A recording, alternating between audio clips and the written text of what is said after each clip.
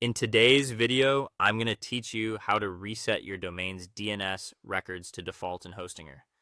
If your domain isn't pointing correctly, email records look off, or you've inherited a messy DNS setup, restoring the default DNS zone in Hostinger can quickly put things back on track.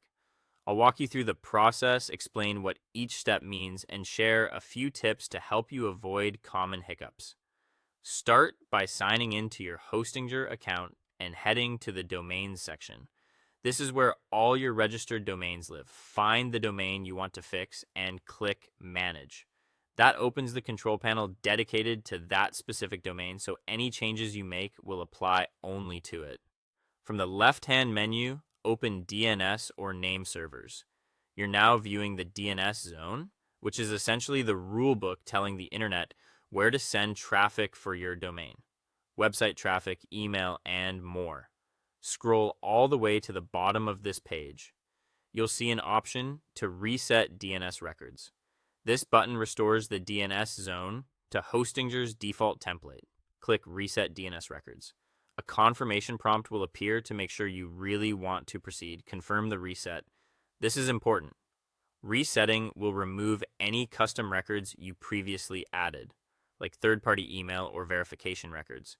If you rely on custom settings, be sure you're comfortable returning to the defaults and plan to re-add any special records later if needed. After confirming, give the system time to process the reset and allow DNS propagation to complete. DNS propagation is the period when your updated records spread across global DNS servers. It can be quick, or it may take several hours, and in some cases up to a day or more. During this window, different networks may show different results, which is normal. Once a little time has passed, recheck your domain by visiting your website or testing services that depend on DNS. If you still see the old configuration, your local device may be caching previous DNS data. You can flush your local DNS cache to nudge your device to fetch the latest records.